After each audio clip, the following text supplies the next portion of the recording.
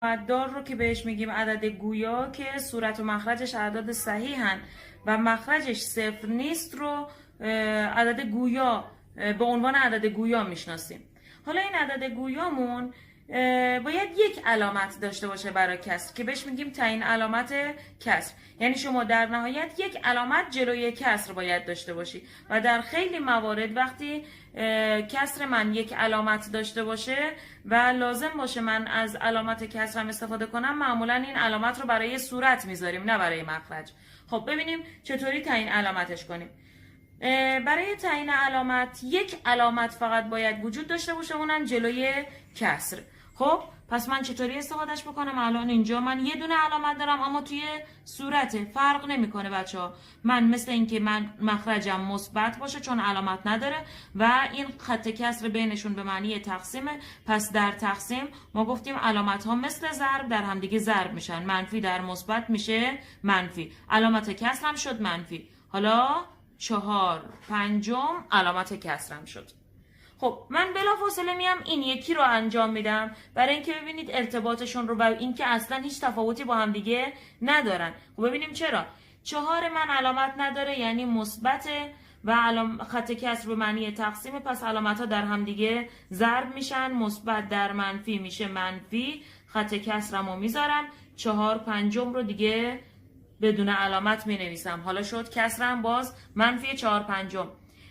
خیلی از شماها سوالتون اینه که خانم اگه علامت توی علامت منفی در صورت باشه یا در مخرج چه تفاوتی داره؟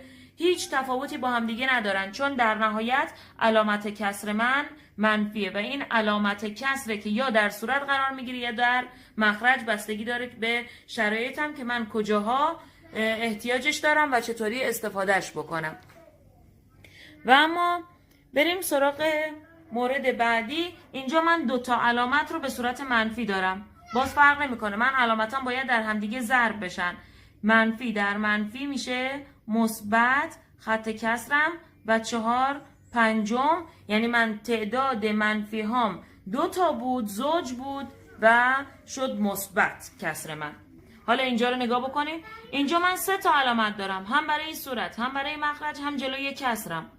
خب باز فرقی نمیکنه، من 3 تا علامت ها رو این دفعه در هم ضرب میکنم، منفی در منفی مثبت، مثبت در منفی میشه منفی، پس شد منفی خط کسر 4/5. تعداد منفی ها 3 تا بود، تعداد 3 تا منفی ها، تعداد منفی ها 3 تاست و چون فرده شد منفی کسرمون.